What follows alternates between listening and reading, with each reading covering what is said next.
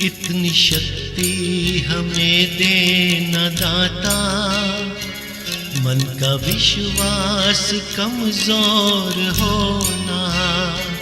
इतनी शक्ति हमें देना दाता, मन का विश्वास कमजोर होना।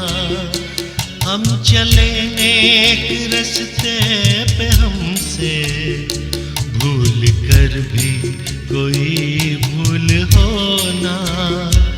इतनी शक्ति हमें देना दाता, मन का विश्वास कमजोर होना।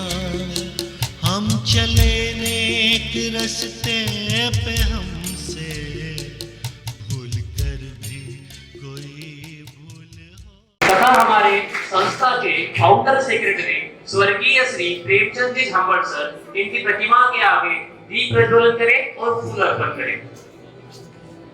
त्रिपाठी सर को सरस्वती पूजन के लिए यहाँ करना हूँ।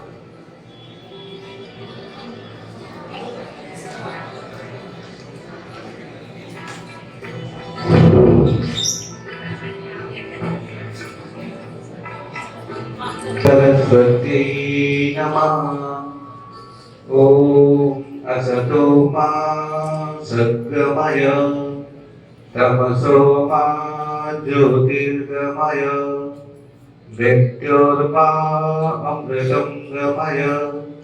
श्रीखण्डं चन्दनं दिव्यं, गन्धाढ्यं सुमनोहरं, विलेपनं सुरश्रेष्ठ, चन्दनं प्रतिगृह्यताम्। ओम अक्षन्नामी वदन्तय प्रिया अधोखत अस्तोखत सभानवो, विप्राणविष्ठया मतिजो जन्विन्दते हरिः। अक्षताश्च सुरश्रेष्ठ, कुङ्कुमाश्च सुशोभिता, मया निवेदिता भक्त्या गृहाण परमेश्वर। साज्यं च वर्ति संयुक्तं, वह्निनायोजितं मया। दीपं गृहाण देवेश, त्रैलोक्यं तिमिरापहं। भक्त्या दीपं प्रयच्छामि, देवाय परमात्मने। त्राहि मां निरयघोरा, दीपज्योते नमोऽस्तुते। जले ज्वाला स्थले ज्वाला, ज्वाला पर्वत मंडले। ज्वाला कराले मत्युग्र, ज्वाला दिव्यै नमोऽस्तुते। शुभं करोतु कल्याणं, आरोग्यं सुख संपदां। द्वेषबुद्धि विनाशाय, ज्योते नमोऽस्तुते।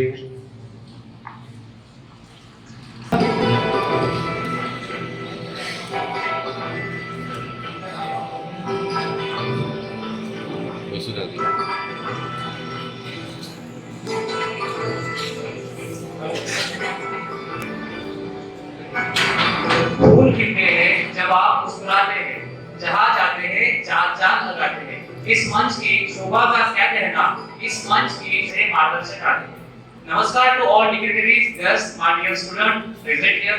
I, Mahesh Deshmukh, privileged to extend my warm welcome on behalf of Sri Vardhaman Jain Educational Multipurpose and Research Foundation family for today's program on नैतिक मूल्य and संस्कार। हम एक फूल से यह सीख सकते हैं कि कैसे हम अपने आप को निछावर करके बिना स्वार्थ के दूसरों की खुशियां और बढ़ा सकते हैं। तो ऐसे ही एक फूल की तरह हमारे प्रेरणा स्रोत, हमारे संस्था के फाउंडर स्वर्गीय श्री प्रेमचंद जी झांबड़ सर थे, जिन्होंने हर पल यही चाहा कि हमारे नांदुरा शहर तथा गांव के बच्चों को शिक्षा के क्षेत्र में किसी चीज की कोई कमी ना रहे।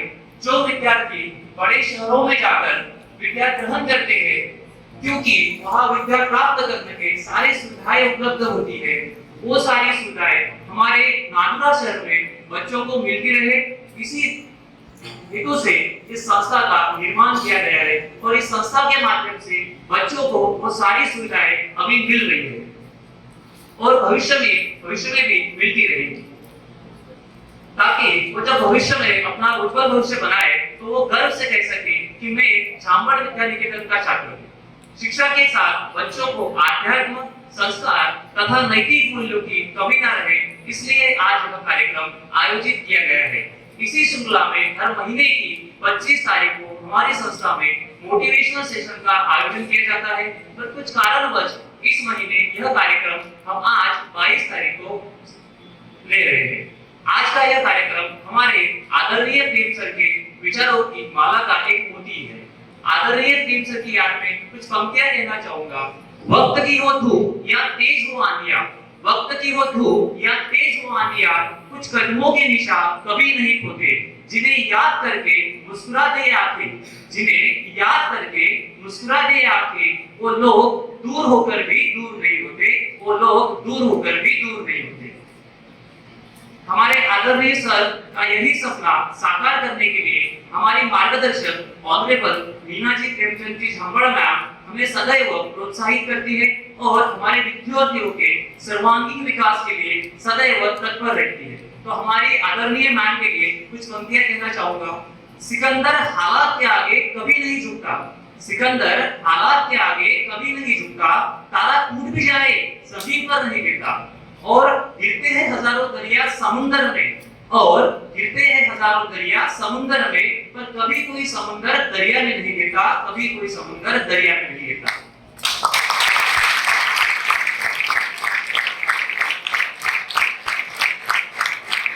आज के कार्यक्रम के लिए हमें जो मार्गदर्शक तथा प्रमुख अतिथि सौभाग्य से मिले हैं, उनका परिचय मैं आपसे कराना चाहूंगा। हमारे आज के अतिथि आदरणीय श्री बीके रुपेश जी सर बिलासपुर छत्तीसगढ़ के निवासी हैं। सर ने जर्नलिज्म और मास कम्युनिकेशन में ग्रेजुएशन किया है। सर इस समय पत्रकार, एंकर तथा राजयोग शिक्षक और परामर्शदाता है। सर की बहुत छोटी सी उम्र से ही अध्यात्म में रुचि रही है। सर को बहुत कम उम्र में ही अध्यात्म के मार्ग पर 1992 में प्रजापति ब्रह्म कुमारी ईश्वरीय विश्वविद्यालय से जुड़ गए थे और आज तक सर इस विश्वविद्यालय में समर्पित भाव से सेवा दे रहे हैं। सर इस विश्वविद्यालय में स्पिरिचुअल एप्लीकेशन और रिसर्च सेंटर के कोर ग्रुप मेंबर तथा कोऑर्डिनेटर है। इस विश्वविद्यालय का एक टीवी चैनल भी है जिसका नाम पीस ऑफ माइंड है, और सर इस चैनल पर जो लोकप्रिय कार्यक्रम आते हैं जैसे समाधान, एक मुलाकात, छूलो आसमां, रूह रेहान, इन कार्यक्रमों में एंकर भी है। सर विभिन्न कार्यक्रमों हेतु संपूर्ण भारतवर्ष तथा अन्य देश जैसे Oman, UAE, Malaysia, Singapore, Thailand में जा चुके हैं। तो ऐसे महान प्रतिभाशाली अतिथि आज हमारे इस कार्यक्रम के लिए हमारे विद्यालय में पधारे हैं, ये हमारे लिए सौभाग्य की बात है। हमारे विद्यालय में पधारे मेहमानों का स्वागत करना हमारा परम कर्तव्य है। मैं हमारे संस्था के डायरेक्टर परम सम्माननीय मीना जी झांबड़ मैम से यह निवेदन करता हूँ कि कृपया हमारे अतिथि आदरणीय श्री बीके रुपाल जी सर का स्वागत मोमेंटो और पुष्पगुच्छ देकर करें।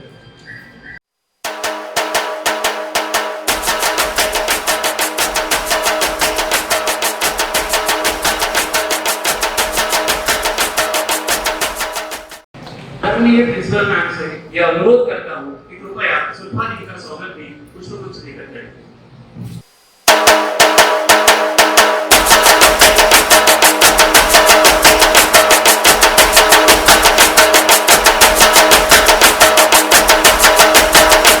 सभी मान्यवर का स्वागत मैं शब्द सुमनों से करता हूँ।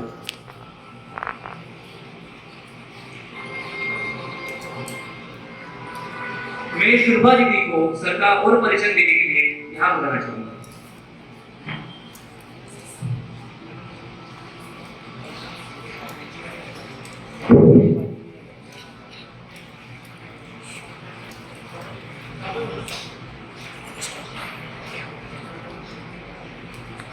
ओम शांति।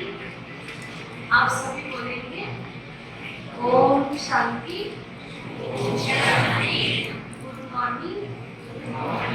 अपनी मॉर्निंग होनी चाहिए ना। मंच पर उपस्थित आदरणीय रुपेश जी तथा हमारी गीता बहन जी और प्रिंसिपल। आजादी के अमृत महोत्सव की आप सभी को हार्दिक बधाई हो, बधाई हो। आप सभी ने अमृत महोत्सव मनाया।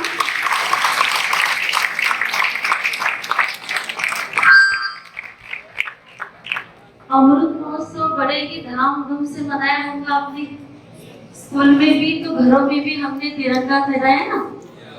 तो हमने बाहर से मनाया, लेकिन हमें अंदर से भी मनाना है।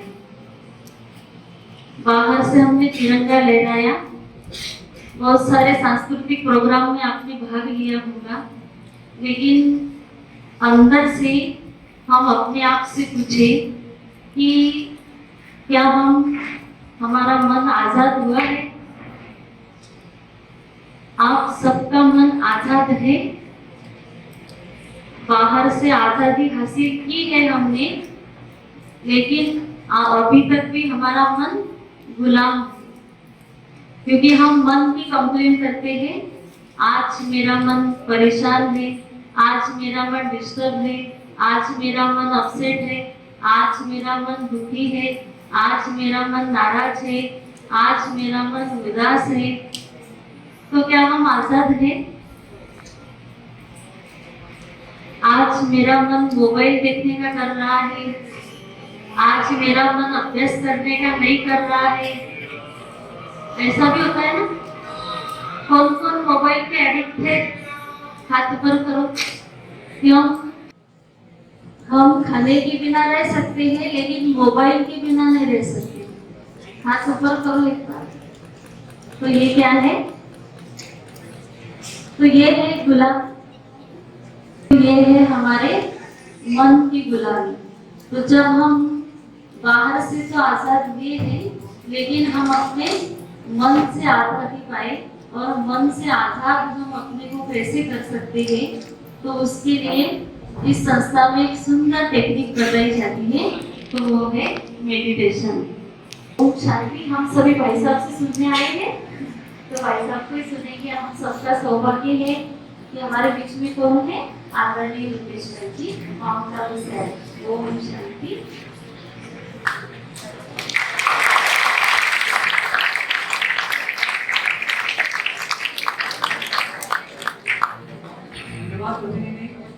मैम ने हमें बहुत ही समर्पक शब्दों में मेडिटेशन तथा अध्यात्म के बारे में बहुत ही अच्छी जानकारी दी। मैं तो बताना चाहूंगा और सभी को बताना चाहूंगा कि हमारे विद्यालय में सभी छात्रों को मेडिटेशन तथा योगा के नियमित सीख दी जाती है। आज की भागदौड़ भरी जिंदगी में हम मानसिक रूप से कई समस्याओं से जूझ रहे हैं। बच्चों में नैतिक मूल्यों की कमी होती जा रही है। तो इसी नैतिक मूल्य तथा संस्कार के ऊपर हम सबको मार्गदर्शन करने हेतु मैं आदरणीय श्री पीके रूपेश जी सर को मंच पर बुलाना चाहूंगा। सर कृपया आइए। सर के लिए एक बार जोरदार तालियां हो। यहाँ सभी को नमस्कार किया जाता है, ऐसा आपने बताया। तो मैं एक शिक्षक थे और साथ ही मेरे प्यारे प्यारे युवा साथी का मन से नीचे आ जाता हूँ, ताकि थोड़ा करीब आएंगे तो ज्यादा अच्छी बात हो पाएगी। शायद आपको पीपीटी उतना स्पष्ट दिखाई दे या ना दिखे भी। मेरी इच्छा थी कि मैं आप लोगों के सम्मुख आकर कुछ ऐसी चीजें रख कर के जाऊं जो न केवल अभी लेकिन पूरे जीवन आपके काम आए।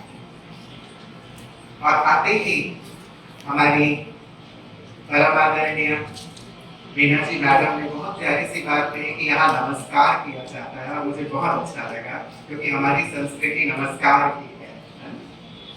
एक हाथ मिलाना अर्थात आपके दिल से मिलना, और दोनों हाथ मिलाना मतलब पूरे दिल से दिमाग से मिलना।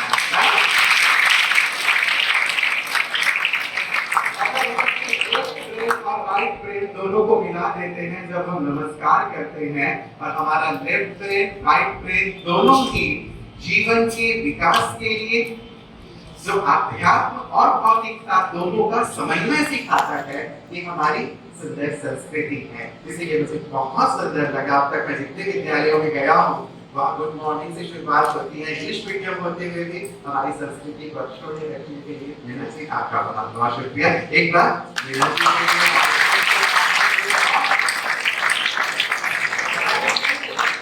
शिक्षक वृंदों के लिए जो कितना अच्छा रिजल्ट लेकर आते हैं आप लोगों के लिए, कितना बेहतरीन आप सबको पढ़ाते हैं, है ना? बहुत अच्छी पढ़ाई होती है ना? मैंने सुना नागुरा का बेस्ट स्कूल है हमारा कांवड़ स्कूल, तो जोरदार अपने स्कूल के लिए अपने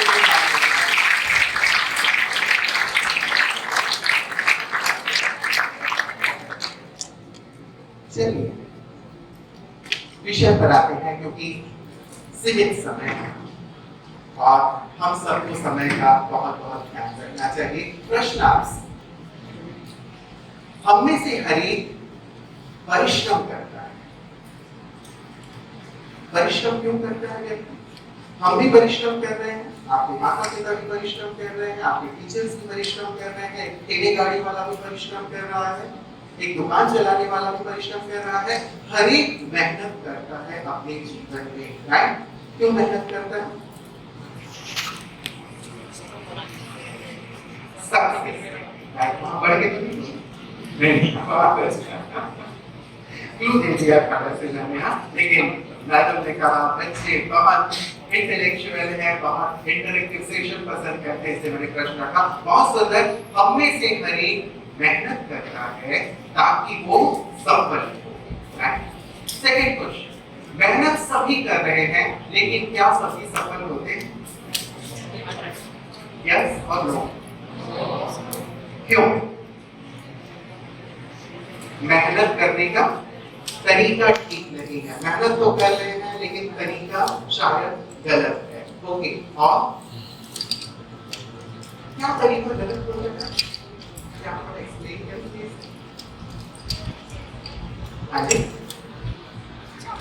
हमें ठीक से मेहनत करनी चाहिए, वेरी गुड, लेकिन ठीक से मेहनत मतलब क्या? जैसे आपने कहा मेहनत कर रहे हैं, सही तरीके से नहीं कर रहे हैं, कंसंट्रेशन के साथ नहीं कर रहे हैं, मेरी डेडिकेशन के साथ नहीं कर रहे हैं, कंप्लीटली फोकस्ड नहीं है, ये कई रीजन हो सकते हैं। तो हर एक मेहनत कर रहा है, लेकिन सफल कोई हो रहा है। कारण यदि हम जानना चाहें, वही सूत्र मैं आप लोगों के लिए लेकर आया हूं, जो न केवल आपके स्कूल में, लेकिन जब कभी आप स्कूल से बाहर जाएंगे, फील्ड में जाएंगे, तब भी ये सूत्र आपको हमेशा मदद करेंगे। आपको उन सूत्रों की ओर चलते हैं। यदि आप देखें, हम लोग ज्यादातर अपने आईक्यू पर ध्यान देते हैं, आईक्यू की ओर, लेकिन ये प्रूफ है कि आईक्यू अर्थात हमारी बुद्धिमत्ता हमारी सफलता में केवल 20% ही अपना रोल अदा करती है।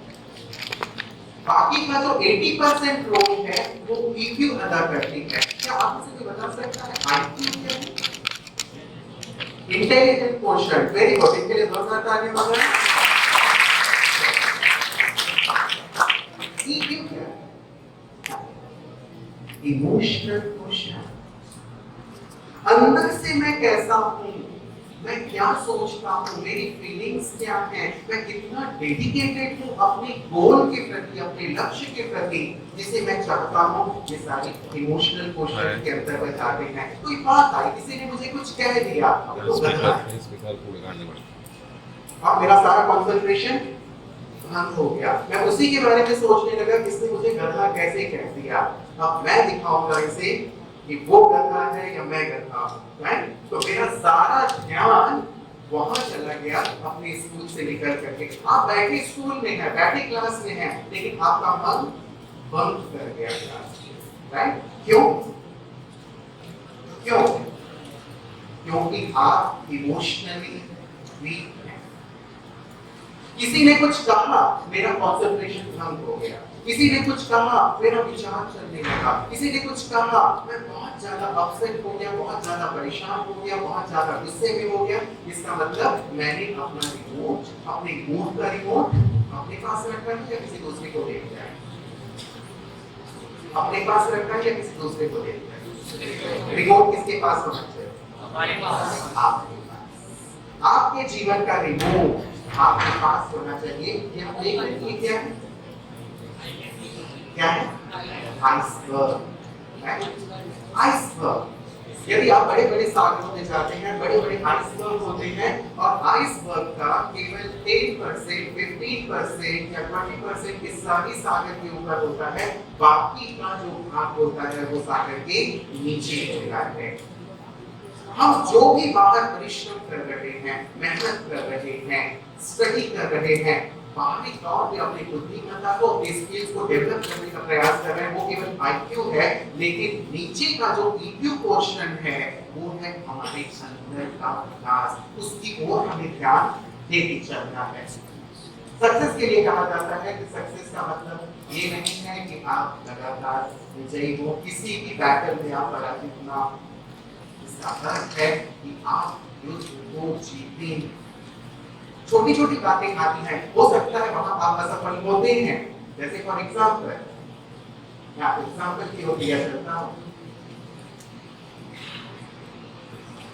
कई बार ये होता है हमने परिश्रम की लेकिन हमें सफलता नहीं मिली।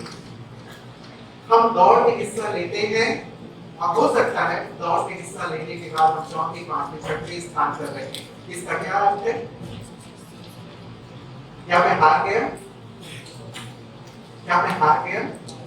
यदि आप एक बार, दो बार, तीन बार, चार बार यदि कहीं परास्त होते हैं, पराजित होते हैं, इसका क्या अर्थ है कि आप हार गए? कहा जाता है मान लो तो हार है और ठान लो तो जीत है। आपके सामने देख रहे हैं आप थॉमस अल्वा एडिसन। इन्हें ये कहकर के स्कूल से भेज दिया गया था कि ये बहुत ही कमजोर बुद्धि का बच्चा है, लेकिन इस कमजोर बुद्धि के बच्चे ने अपने परिश्रम से, सतत प्रयास से 1000 पेटेंट अपने नाम पे करवा लिए। और जिस बल्ब के नीचे बैठ करके हम पढ़ रहे हैं वो भी उन्हीं की देन है। वो एक बार, दो बार, तीन बार, चार बार, 5 बार असफल नहीं हुए, लेकिन सैकड़ों बार असफल हुए विद्युत के निर्माण में, बल्ब के निर्माण में, फिर भी वो पराजित नहीं हुए। क्यों? मन से सशक्त थे। इसीलिए एक संदेश मैं देना चाहता हूं आपको कि कभी भी हार स्वीकार न करें। व्यक्ति जब हार मान लेता है तो उसका फिर पतन होना शुरू हो जाता है, फिर वो आगे नहीं बढ़ सकता। आप भले ठोकर खाएं, भले गिरे, लेकिन खड़े हो, आगे बढ़े, तो आपको विजयी होने से कोई नहीं रोक सकता। एग्जाम्पल हमारे सामने थॉमस अल्वा एडिसन जी हैं। इन्हें पहचानते हैं आप? अब्राहम लिंकन थे। इनके यदि पूरे जीवन को आप देखें, असफलता से भरा हुआ जीवन था। जहां भी उन्होंने कदम रखा असफल हुए, लेकिन फिर भी हार नहीं मानी और एक दिन अमेरिका के राष्ट्रपति बने। किसी कि आप अंदर से कितने मजबूत हैं, इसके अंदर से अपने आप को हमें टूटने नहीं देना है। वॉल्ट डिज्नी ये भी जहां भी गए असफल रहे, जहां भी पैसे लगाए बैंकरप्ट हुए, लेकिन फाइनली इन्होंने एक ऐसे डिज्नीलैंड का निर्माण किया जो आज सारे संसार के लिए अद्भुत है, चमत्कारिक है और प्रेरणा के स्रोत बन गए हैं अनेकों के लिए। और आप सभी पहचानते हैं कौन है? महानायक थे, राइट? इनके जीवन को भी यदि आप देखें, ऑल इंडिया रेडियो से रिजेक्ट कर दिया गया कि तुम्हारी आवाज ठीक नहीं है, और आज उनकी आवाज को सभी सुनने को आतुर रहते हैं। साथ ही इनकी जो फिल्में आई लगातार फ्लॉप्स रही, बट स्टिल परिश्रम करते रहे अंदर से। मैं आप एक ही आप लोगों को कहना चाहूंगा, अंदर से स्टेबल। और वो स्टेबिलिटी के साथ साथ किन चीजों की जरूरत होगी उसके लिए हम आगे चल रहे हैं। मैं आपको 7 स्टेप्स देता हूं। फर्स्ट स्टेप, चाहे तो ये नोट करके चल सकते हैं और आपके माइंड में जो भी प्रश्न होंगे उन्हें हम जरूर लेंगे इन बिटवीन या एट द एंड। सफल होने के लिए जीवन में इंपॉर्टेंट चीज है एक लक्ष्य का निर्माण करना। जीवन में एक ध्येय का होना जरूरी है कि मुझे वहां तक पहुंचना है, ये अचीव करना है, तभी असफलता और सफलता की बात होती है। ये व्यक्ति सफल हुआ, ये असफल हुआ, मतलब कहते हैं जब हमने एक टारगेट सेट किया, राइट? आप 100 मीटर की दौड़ दौड़ते हैं, 200 मीटर की दौड़ दौड़ते हैं, 400 मीटर की दौड़ दौड़ते हैं, एक टारगेट, वहां तक कौन पहुंचा, कौन नहीं पहुंचा, इस आधार पर सफलता और असफलता निर्धारित होती है कि पहले क्या चाहिए, पहले क्या चाहिए, लक्ष्य, पहले एक टारगेट चाहिए, पहले एक लक्ष्य चाहिए, उसके बाद हम सफलता और विफलता की बात करते हैं। आप सबने अपना गोल सेट किया है? किस किसने अपना गोल सेट किया है? जरा बताएं, किस, जरा बताएं प्लीज। दो गोल्स की मैं बात कर रहा हूं, आप पीछे करें। एक गोल आप जिस भी स्टैंडर्ड में हैं, 8th में है, 9th में है, 10th में है, 11th में है, 12th में है, आपने अपने इस क्लास में, जिस भी क्लास में आप हैं, मुझे कितने परसेंट लाने हैं, किस किसने ये सेट किया है? जरा बताएं। बहुत सुंदर, आप जैसे चालक करने हाथ उठाया है, बहुत सुंदर। इनके लिए तालियां बजाएं जिन्होंने गोल सेट किया।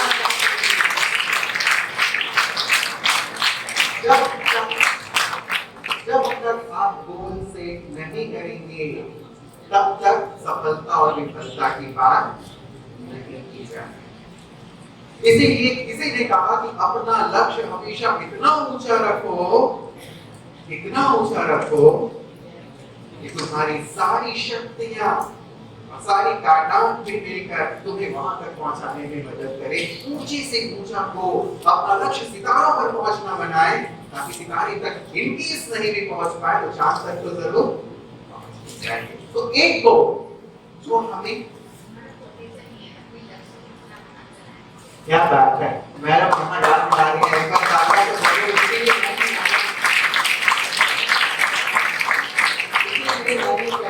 स्कूल के लिए तालियां बजवा दीजिए, क्योंकि यहाँ लक्ष्य की बात है। और सर एक सुंदर सी बात आपको देके गए हैं, क्या लिखा है सामने, एक साथ पढ़े जरा।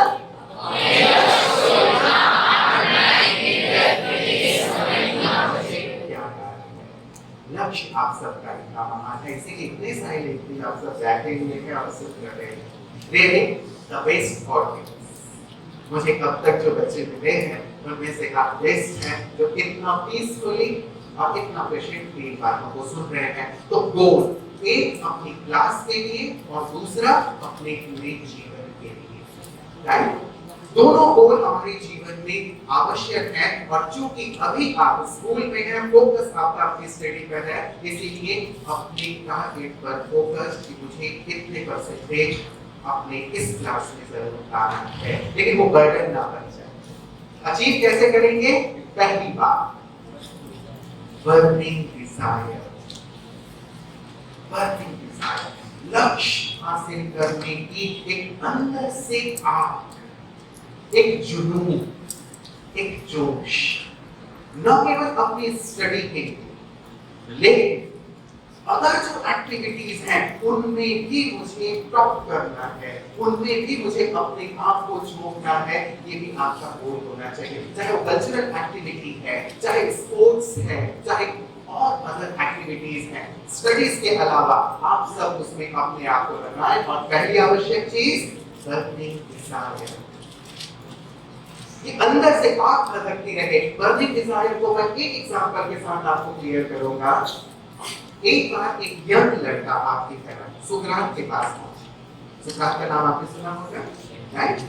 यूनान के प्रसिद्ध, बहुत ही प्रसिद्ध एक विचारक। उस यंग लड़के ने कहा कि मैं भगवान को पाना चाहता हूं, ये मेरे जीवन का लक्ष्य है।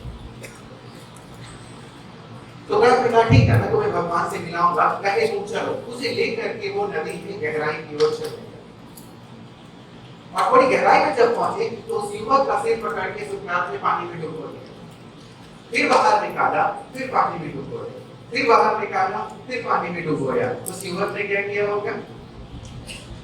क्या किया होगा? आप होते तो क्या करते? सुकरात अब ऐसा कर रहे हैं, आप गए हैं भगवान से मिलने कि मुझे भगवान से मिलाइए, और वो भगवान से मिलाने की बजाय आपको पानी में डुबो रहे हैं। आप क्या करते? अच्छा, बचने की कोशिश करते। क्या करते? अच्छा, भगवान का नाम लेते कि भगवान बचाओ, ये किसके चक्कर में मैं पड़ गई? बताओ, क्या करते? ये नहीं बनना, क्या करें?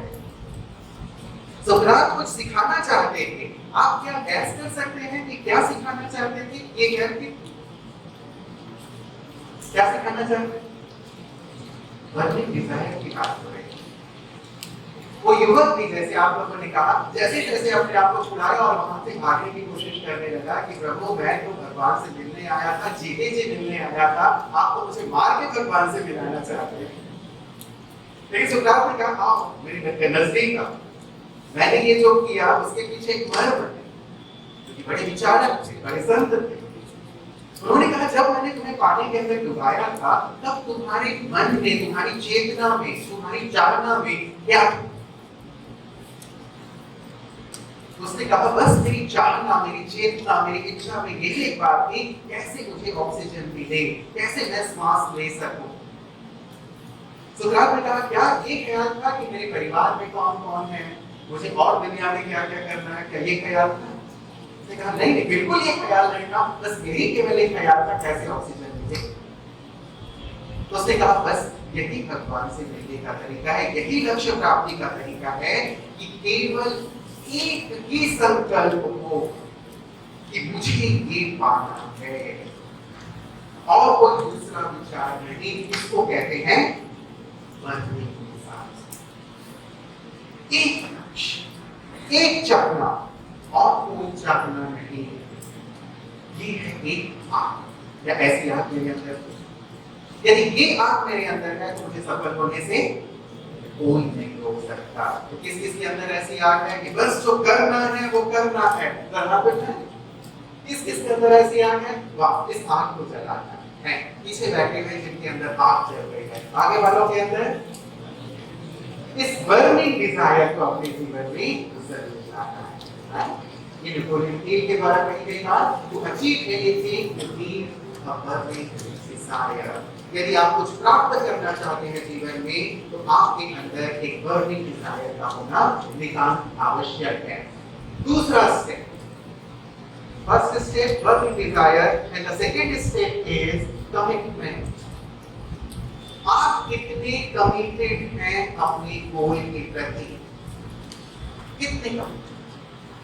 गांधी जी जब दांडी यात्रा के लिए निकले नमक कानून को तोड़ने के लिए, तो जब वो आश्रम से निकल रहे थे तब उन्होंने एक बात कही कि मैं कौवे की तरह मरूंगा या कुत्ते की तरह मेरी जान मिली है, लेकिन जब तक नमक कानून नहीं तोड़ूंगा तब तक मैं इस आश्रम में वापस नहीं आऊंगा। कमिटमेंट, इसको कमिटमेंट कहा जाता है। महाराणा प्रताप जी ने जब उनका राज्य ले लिया गया, अपने आप से कमिटमेंट की कि जब तक मैं अपना राज्य वापस नहीं ले लेता तब तक मैं जमीन में सोऊंगा, पत्तल में खाना खाऊंगा, सोने चांदी के बर्तन पे खाना नहीं खाऊंगा। क्या ऐसी कमिटमेंट हमारे अंदर है? विचार कीजिए, अपने आप को कमिट करें।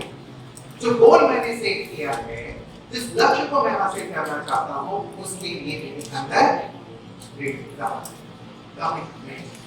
अन्य चीजों से दूर, ऐसे नहीं कि चलो हम पढ़ाई को छोड़ करके और किसी कार्य में लग जाते हैं, यहाँ वहाँ देखते लगे हुए हैं, अन्य बातों में लगे हुए हैं, कमिटेड नहीं है गोल के प्रति अपने आप को चुनते हैं, तब जाकर के हम कुछ अचीव कर पाएंगे। तो सेकेंड हमारी बात commitment, and the third one is positive attitude.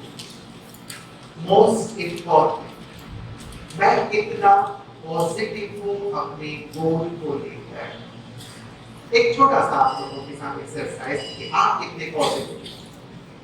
एक यंग लड़का सुबह सुबह जॉगिंग करते हुए एक मैदान पे पहुंचा।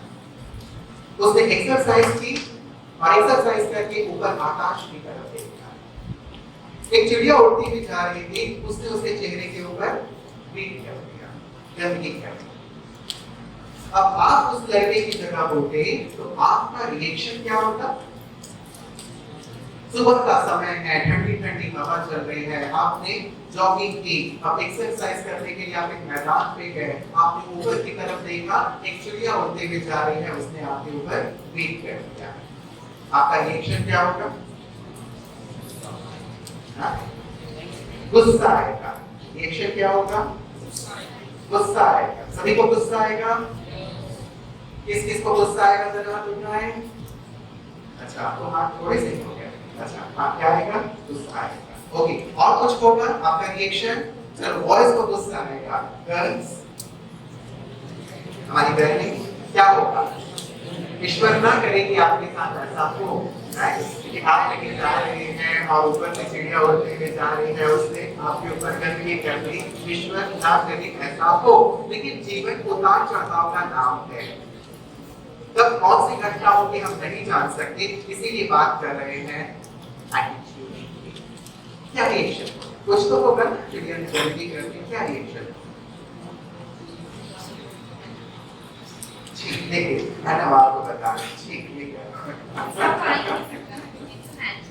It's natural. चलो, उठते हुए जा रही है, नेचुरल है। और भी कुछ? इरिटेट होंगे, गुस्सा आएगा, और चलिए मैम ने आप सबकी तरफ से कहा कि ठीक है, होगा, ठीक है, नेचुरल प्रोसेस है, चल पड़े। देखिए, वो लड़का इरिटेट नहीं हुआ, वो लड़का गुस्से में नहीं आया, लेकिन उसने अपने दोनों हाथ ऊपर उठाए और भगवान को धन्यवाद दिया कि हे भगवान, मेरा लाख लाख शुक्रिया। एक उल्टी घटना हुई है, एक ऐसी घटना जो हमें प्रिय नहीं है, जिसमें हम ये कह रहे हैं कि हम इरिटेट हो गए, हम गुस्सा हो गए, लेकिन वो लड़का क्या कर रहा है? आपके ही स्कूल का रहा होगा, अपना आप को बता कर इस दोस्त के लेकिन उसने कहा है ईश्वर तेरा लाख लाख शुक्रिया। बताइए उसने ऐसा क्या सोचा? हमारी सोच की बात है कि हम किसी भी घटना के प्रति कैसे विचार रखते हैं, कैसा एटीट्यूड रखते हैं। उसने ईश्वर को धन्यवाद दिया। क्यों धन्यवाद दिया होगा?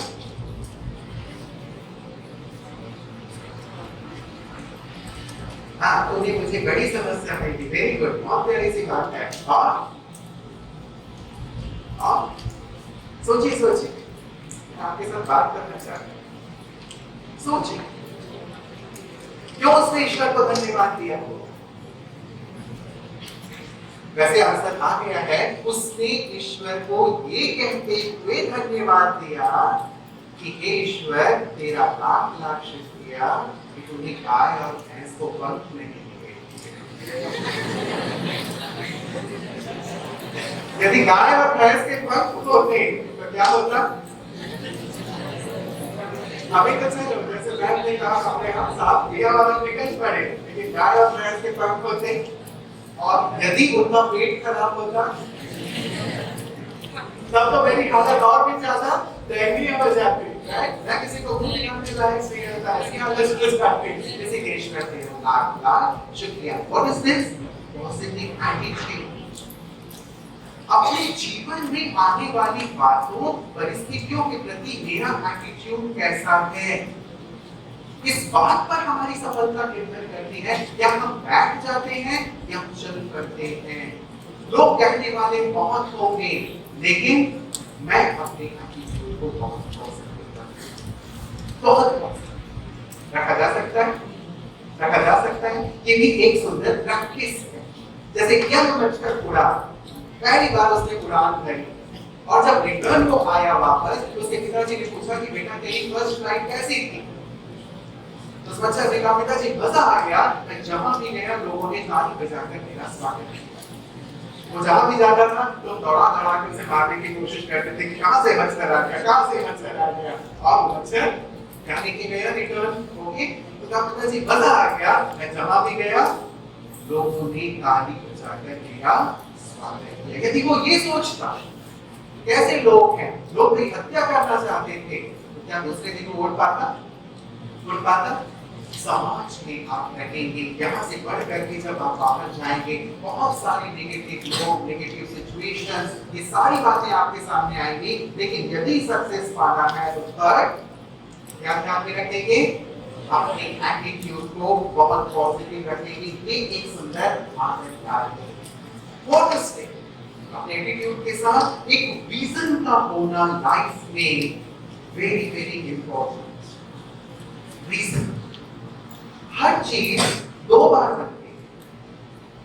ये हमारा जो स्कूल का बिल्डिंग है वो भी पहले कहाँ बना? हर चीज दो बार बनती है। ये स्कूल की बिल्डिंग पहले कहाँ बनी? पहले मन में कोई चीज बनती है, उसके बाद बाहर निकल करके आती है, राइट? इसीलिए अपना एक सुंदर विजन कि मुझे अपनी लाइफ में क्या करना है, क्या बनना है, एक सुंदर विजन जो बना पाता है वो मन से सोच होता है। आपने जो टारगेट रखा है अपनी इस क्लास के लिए, मुझे इतने परसेंटेज चाहिए, उस विजन को अपने बेडरूम में, अपने बिस्तर में ठीक सामने लिख करके रखिए, अपने स्टडी टेबल के ऊपर लिख करके रख दीजिए ये मेरा विजन है। एक विजन बोर्ड बनाने की बहुत सुंदर एक प्रक्रिया भी है कि आप अपने लिए एक सुंदर सा विजन बोर्ड बना सकते हैं कि मैं अपने इस जीवन में क्या क्या चाहता हूँ और अपने इस साल में जब मैं स्टडी कर रहा हूँ मैं क्या चाहता हूँ। अपने विजन बोर्ड में आप अपने हर एक सब्जेक्ट में कितने परसेंट चाहते हैं, कितने मार्क्स चाहते हैं, वो भी लिख करके लगा सकते हैं।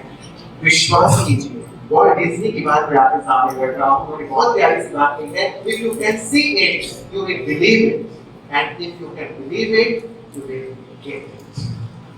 बहुत गहरा साइंस है। यदि आप कोई चीज देख पाते हैं, उस पर विश्वास कर पाते हैं, विश्वास कीजिए वो चीज आपकी जरूर हो। इसलिए विजन बोर्ड जरूर बनाएं, अपनी लाइफ के लिए भी जरूर।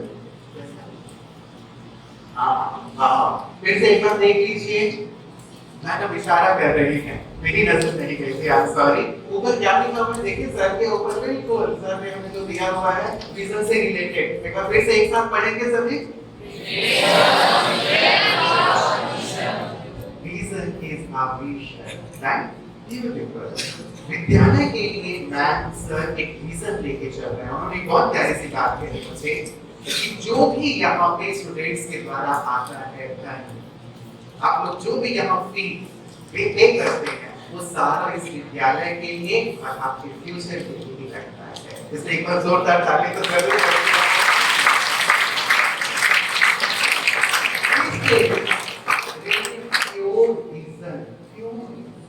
जिससे मिशन जरूर मिलेगा, जिस मिशन को लेकर के चल रहे हैं।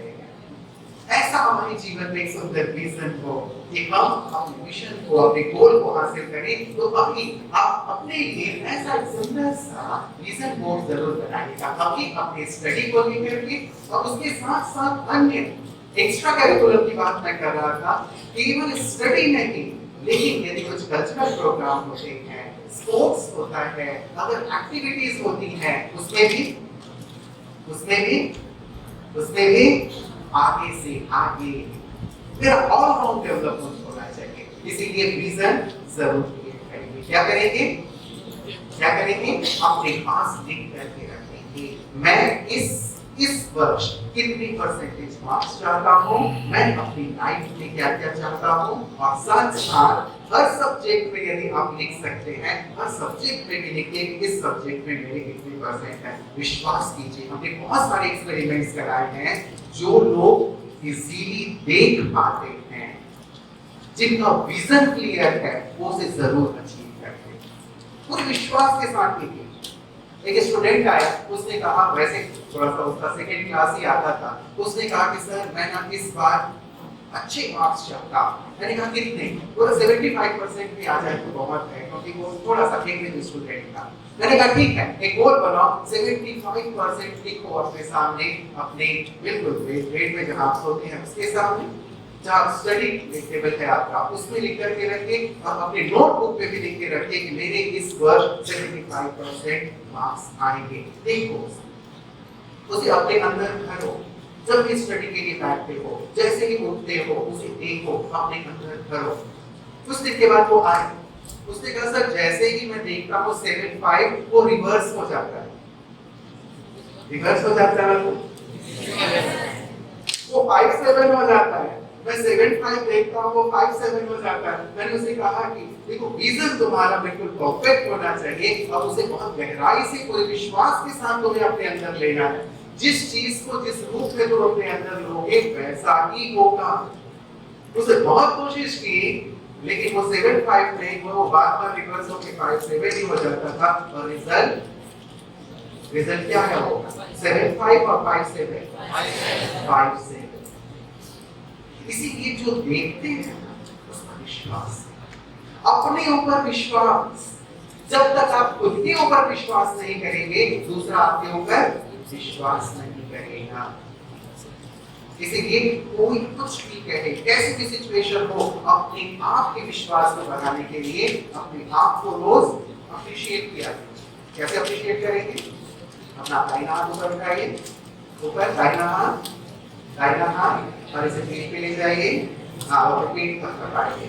शाबाश, बहुत अच्छे हो, तुम कर सकते हो, you can do it। तुम जैसा कोई नहीं है, you are the best, you can achieve whatever you want, right? अपने आप को रोज अप्रिशिएट करेंगे, रोज अपने आत्मविश्वास को बढ़ाएंगे। तो हमारा नेक्स्ट है वैल्यूज। हमारा नेक्स्ट स्टेज वैल्यूज। जीवन में सब कुछ अचीव करते हैं, लेकिन यदि वैल्यूज ना हो, मूल्य ना हो, मूल्य से हमारा भाव क्या है? एक चीज और मुझे बहुत अच्छी लगी, स्कूल बहुत ही और क्यों, जब हम स्टेप से चल रहे थे, क्या है हमारे हर एक स्टेप से? बताओ क्या क्या है, किस किस को याद है? जब भी आप चढ़ करके ऊपर आते हैं, हमारे हर स्टेप पे कुछ खास है। क्या है? वैल्यूज। एक एक वैल्यू आपके जीवन को मूल्यवान बनाने वाला है। एक एक वैल्यू, कौन कौन से वैल्यूज देखे हैं जरा याद कीजिए। आप पढ़ करके तो आते हैं, ऐसे ही चढ़ जाते हैं दौड़ करके। जब आप आते हैं ना, बस नहीं करते आया करो, अरे थोड़ा सा अर्ली आओ, अरे कर जल्दी आओ, लेकिन उसको रोज पढ़ा करो। जब आप स्टेज पे चढ़ते हो, आप हर एक गुण को पढ़ो। क्या क्या लिखा हुआ है? Morality, friendship, mercy. अच्छा, और बाकी दूसरों को चांस दीजिए। आपने अच्छी तरह पढ़ा हुआ है, वैसे बहुत अच्छी बात है। और क्या लिखा हुआ है? faith, right? और positivity, happiness, confidence, charity, patience, right? awesome है। ये सारी चीजें क्या हैं? वैल्यूज हैं, जिन्हें हमें अपनी लाइफ में लानी है। मूल्य ही व्यक्ति को मूल्यवान बनाते हैं। आज हम सर को जब भी याद करते हैं, राइट? सर की कौन सी चीज याद आती है?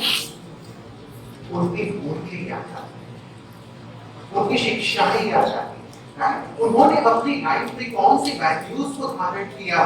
जब व्यक्ति याद आता है, व्यक्ति का व्यक्तित्व, उसके मूल्य याद आते हैं। जब हम महात्मा गांधी जी को याद करते हैं, तो उनके बदले जुले शरीर को याद नहीं करते, उन्होंने क्या स्टडी की वो याद नहीं करते, वो सेकेंडरी है। पहले याद आता है महात्मा गांधी जी ने हमें अहिंसा का पाठ पढ़ाया।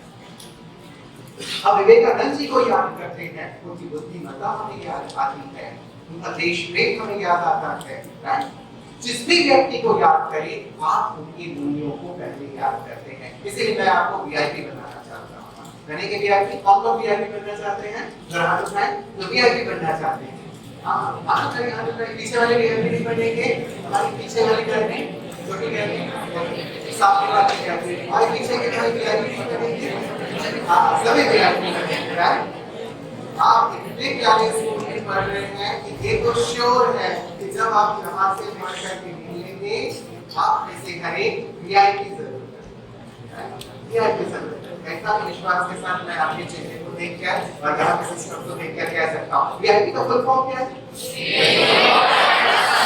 Very important person, right?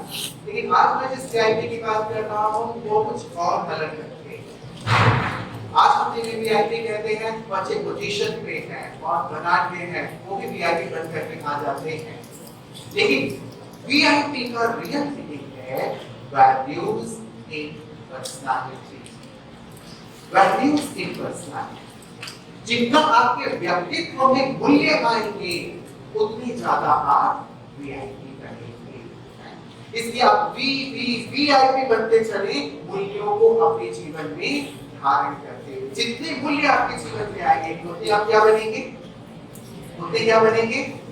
VIP बनेंगे, राइट? इसलिए मूल्यों को जीवन में लाते हुए हम चल आगे की ओर बढ़ते हैं और अपनी अगले सक्सेस के स्टेप की ओर चलते हैं, जो है holistic utilization of our brain. हमारे ब्रेन का हमें सही इस्तेमाल करना है। साइकोलॉजिस्ट ये कहते हैं कि आप अपने ब्रेन का 5 से 10% इस्तेमाल करते हैं, बाकी ये बताएं आप कितना केजी वजन उठा सकते हैं? कितना केजी? 20 KG, 20, 50, really? एक यार 50 केजी आप किसी से लेते हैं 50 केजी, वेरी गुड। और 50 केजी से कोई ज्यादा उठा सकता है? 50 केजी से 70 केजी से चलिए बात समझा। हमारी बहनें कितना उठाएंगी? कितना उठा सकती है? 50 ओके। 15 से ज्यादा कोई? 20 से ज्यादा नहीं। अच्छा तो सर हमारे सर कितना केजी उठा सकते हैं आप? कितना केजी उठा सकते हैं? 50 केजी।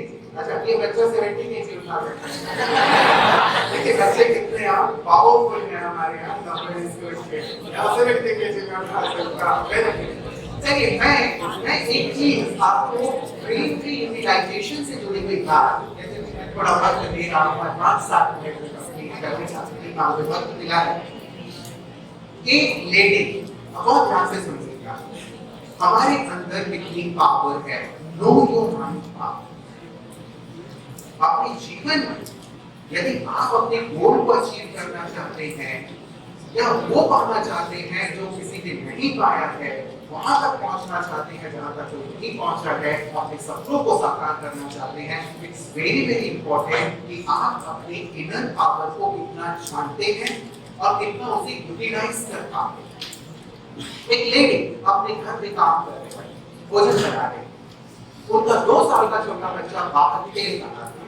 अचानक एक भारी वाहन के रुकने, पलटने और बच्चे की चीखने की आवाज आई, तो अभी भाग के बाहर गए, देखा कि एक लगभग 1000 टन उससे भी कहीं ज्यादा वजनी वाहन पलट गया है। बच्चा उस वाहन के नीचे है, अभी सुरक्षित है, लेकिन यदि वाहन को नहीं उठाया जाता तो वो बच्चा, मम्मी क्या करेंगे? आसपास कोई नहीं है, बच्चा उस वाहन के नीचे है, वाहन का वजन 1000 टन से भी कहीं ज्यादा है, मम्मी क्या करेंगे? मम्मी क्या करेंगे? उठाने की कोशिश करेंगे लेकिन क्या उठा पाएंगे? नहीं उठा पाएंगे। कोशिश करेंगे, उठा पाएंगे? कोशिश करेंगे मम्मी, उठा पाएंगे? हाँ या ना? हाँ, आप तो 15 किलो ही उठा सकते हैं, मम्मी ज्यादा से ज्यादा 30 किलो उठा सकते होगी, 50 किलो उठा सकते होगी, राइट? 1000 टन वाहन उठा पाएगी मम्मी? हाँ या ना? हाँ या ना? ना। हाँ। मम्मी ने उस 1000 टन के वाहन को तब तक उठाकर रखा, ये सत्य घटना। 1000 टन के वाहन को तब तक उठा के रखा जब तक कि बच्चा सुरक्षित बाहर नहीं आ गया। कहां से आई ये पावर? इस मम्मी के लिए तो तालियां जरूर बरसेंगे।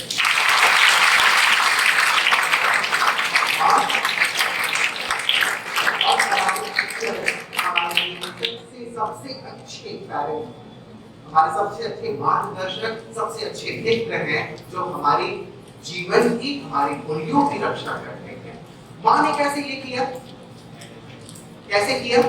हमारे अंदर वो पावर है जो अनयूज्ड है।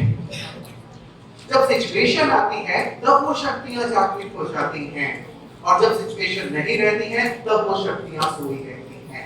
इसीलिए कहा कि यदि गोल को अचीव करना है, अपने अंदर की पावर को जागृत करें, और जागृत करने का जो तरीका है लेफ्ट और राइट में कई बहुत एक्टिविटी है। नेक्स्ट टाइम जब मैं आऊंगा आप लोगों को जरूर कराऊंगा, ताकि आप लोगों के जो दोनों की ब्रेन है वो विकसित हो। मैं मेडिटेशन जो लास्ट 7th स्टेज है उसके ऊपर ये चलता हूं। एक बहुत सुंदर सी बात कही जाती है मेडिटेशन के लिए, unlock the unlimited potential of mind through meditation. आपके अंदर जो क्षमताएं हैं, जो योग्यताएं हैं, जो शक्तियां हैं, उसे आप मेडिटेशन के थ्रू अनलॉक कर सकते हैं। और मेडिटेशन और कुछ नहीं लेकिन अपने भीतर जाना, अपने आप पर एकाग्र होना, अपनी क्षमताओं को जागृत करना, ये मेडिटेशन।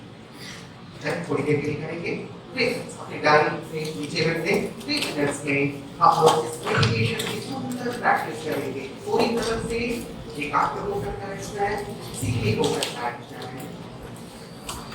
आपके चाहे बात बंद कर लें, चलिए थोड़ा वक्त मैं अपने साथ कोई आवाज नहीं, विथड्रॉ साइलेंस। आज मैं स्वयं में अपनी चेतना, अपने विचार को पूरी तरह बाहर से समेट कर खुद की आगे कर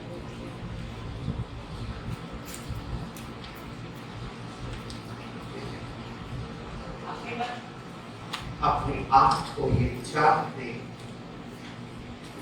मैं ईश्वर की संतान, परमात्मा मेरे पिता, वो सर्वशक्तिमान,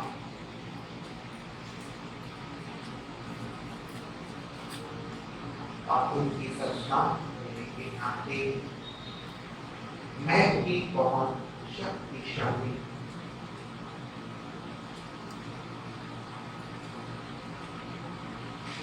मेरे अंदर अनंत ऊर्जा समाहित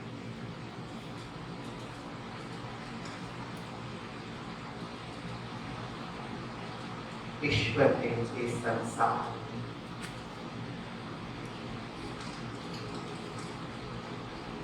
श्रेष्ठ कर्तव्य के लिए भेजा। एक सुंदर लक्ष्य देकर भेजा है।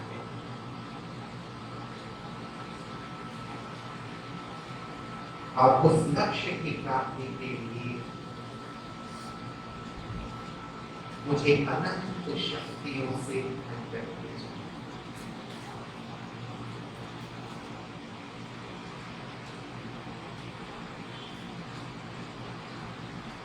इस देह के अंदर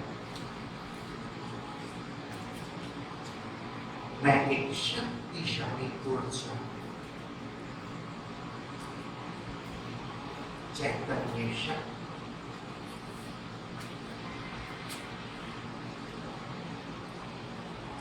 जैसे ईश्वर सर्वशक्तिमान,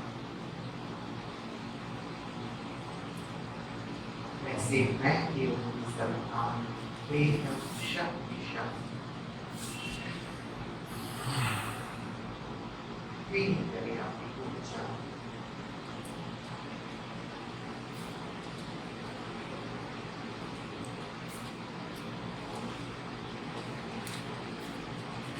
एकाग्र करें अपने आप को, अपने मस्तक जहाँ आत्मा का निवास है।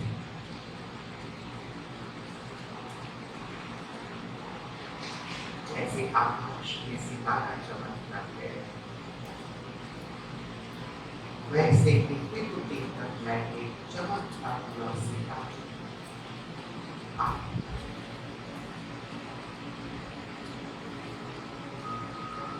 उससे चारों ओर ऊर्जा प्रस्फुटित हो रही, जो मेरे अंग अंग में फैल रही।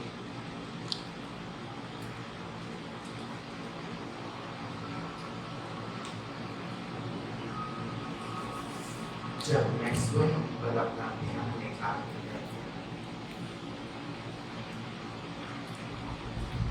मेरी आंतरिक ऊर्जा, मेरी शक्ति,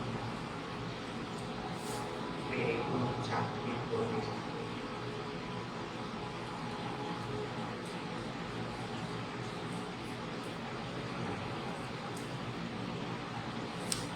संकल्प करें कि मैं बहुत शक्तिशाली, मैं बहुत बुद्धिमान,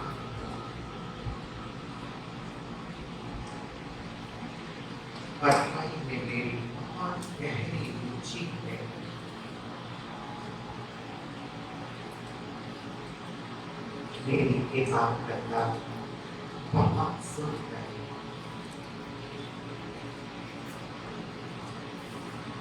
मैं जो करता सब मुझे मिलता हो जाता।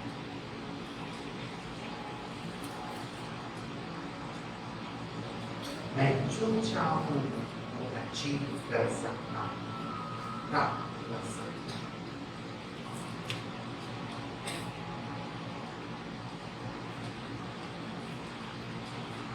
ईश्वर की शक्ति, उनका साथ मेरे साथ।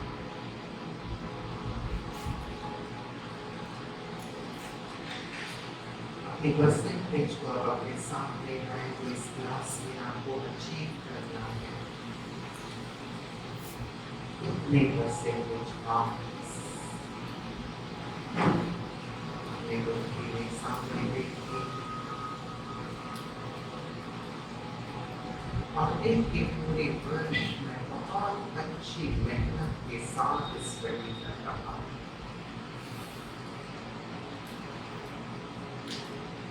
और वर्ष के अंत में एग्जाम देने के बाद जब रिजल्ट आउट हुआ है, देखिए विजुअलाइज करें रिजल्ट आपके हाथ में है, आपके क्लास चाहे आप 8th में है, 9th में है, 10th में है, 11th में, रिजल्ट आपके हाथ में है।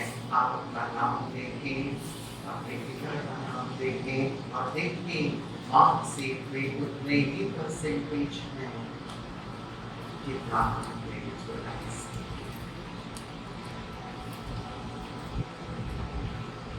आप बहुत खुश हो रहे हैं और सभी आपको बधाई दे रहे हैं।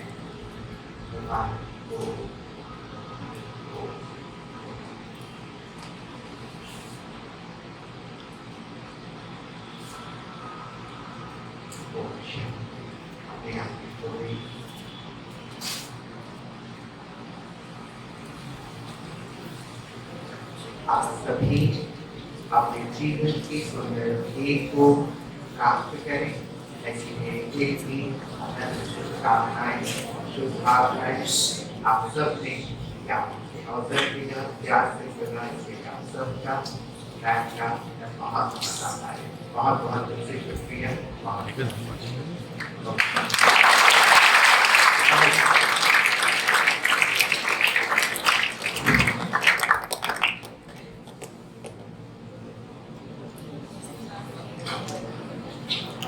आज का इतना सुंदर मोटिवेशनल प्रोग्राम सुनकर हम सभी को बहुत अच्छी जानकारी मिली और हम सब इन बातों को हमारी जिंदगी में उतारकर हमारे जीवन को सही दिशा में ले जाएंगे। सर का यह मोटिवेशनल सेमिनार सुनकर मैं स्वामी विवेकानंद जी की याद आ गई। तो मैं स्वामी विवेकानंद जी की लिखी हुई कुछ पंक्तियां देना चाहूंगा। जागो भारत का युवा वर्ग, जागो भारत का युवा वर्ग, तुमको इतिहास बनाना है। जागो भारत का युवा वर्ग, तुमको इतिहास बनाना है। मिलेगा अतुल्य आनंद तुम्हें, मिलेगा अतुल्य आनंद तुम्हें, बस सोया विवेक जगाना है, बस सोया विवेक जगाना है।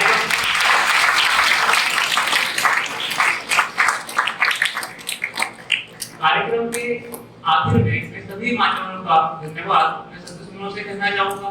तो first of all I would like to give a great thank to today's special guest Sri P.K. Rupesh Sarji for his such an inspirational, motivational, valuable and knowledge which will be beneficial for me as well as for others.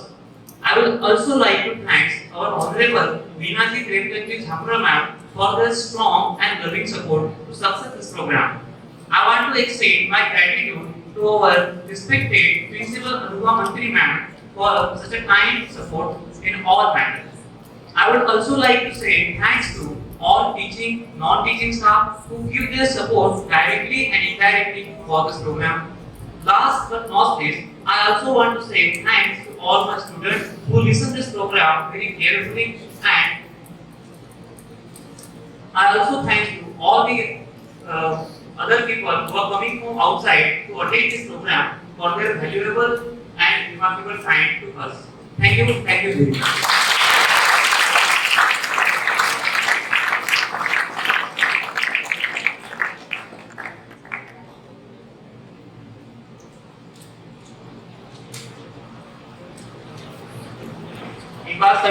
से जोरदार तालियां हो जाए।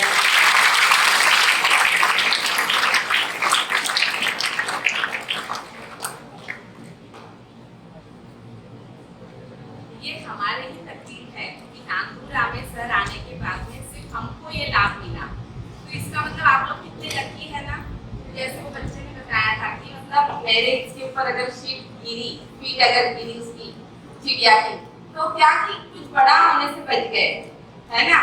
लेकिन हम लोग इतने तकदीर वाले हैं कि सर यहाँ आने के बाद में सर का हमको लाभ मिला और इतनी अच्छी मूल्य चीजें जो उन्होंने हमको बताई, वो चीज अगर हम अपने जीवन में थोड़ा सा भी उतारने का प्रयत्न करेंगे तो निश्चित आप लोग अपने सक्सेस को प्राप्त तो करेंगे ही करेंगे, लेकिन एक अच्छा इंसान बनने में अपने आप को जरूर अपने आप को पाएंगे कि हम एक अच्छा इंसान बन पा रहे हैं, है ना।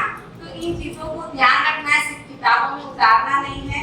और ये बहुत छोटी छोटी चीजों से होता है ना, जब हम चलते हैं, हम रिस्पेक्ट करते हैं कोई भी टीचर की या पेरेंट की, तो इसका मतलब है कि हम उनको बहुत मान दे रहे, ऐसा नहीं है। हम अपने आप को शो कर रहे हैं कि हम अच्छे हैं, हम ओबीडिएंट बच्चे हैं, हम रिस्पेक्टफुल बच्चे हैं, तब जाके हम दूसरे को रिस्पेक्ट कर पाते हैं, अदरवाइज नहीं हो सकता। ठीक है, तो अभी प्रॉमिस करो कि सर आपने जो भी हमको जितना भी बताया उसका हम अगर 1% भी हमारे जीवन में उतारते हैं तो हम उसके लिए आपके ऋणी हैं और हम आपके आभारी हैं। और सर ने मजबूर होना चाहिए कि जो चीज उन्होंने बताया लेफ्ट और राइट ब्रेन का जो भी एक्टिवनेस पार्ट उन्होंने छोड़ दिया है वो कराने वो जरूर आएंगे, है ना, करना है ना।